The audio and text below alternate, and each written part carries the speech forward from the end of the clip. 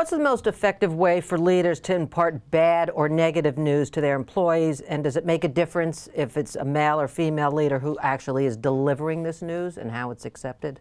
Oh, it's so important how you deliver news.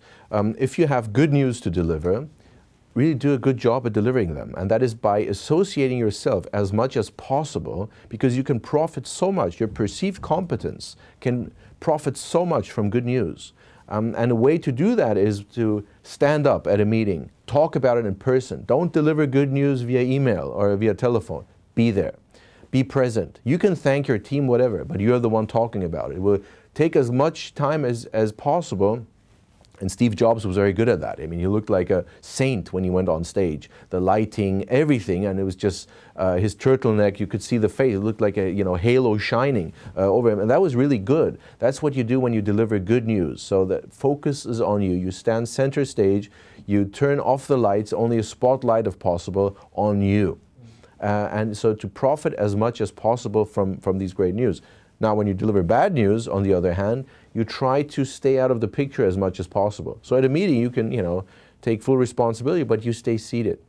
Do it as briefly as possible, because the longer you talk about bad news, you'll be associated with them even longer. So as little as possible, just stay seated, get out of the picture if you can. And of course, this all, you need some tact for that. But that's basically the advice. Good news, be present. Bad news, just try to blend in. And also, is there a difference whether it's a male or female? Oh yeah, there's one interesting difference, that if you give bad news as a leader, it was shown that never be sad or show sadness when you deliver them. Because if you show sadness, people will will think that you're a victim. And they never want to work with a victim of circumstances. You give the impression that you have no control over the outcome. Terrible. If you show that you're angry, this works very well if you're a relatively high status male who shows anger over the result, because then it will look like there are some circumstances that are very unusual, that never happened before, and you're in full control usually. So actually anger, you communicate it with anger. But it doesn't work if you're male. For some reason, it doesn't work when you're a woman. I don't know why. How should women communicate negative news? Neutrally. Neutrally. Yeah. And then you talked about the sad aspect. That's for both? For both. So, yeah. So if you communicate bad news, either do it in a neutral way, that's surefire, that's usually the best way.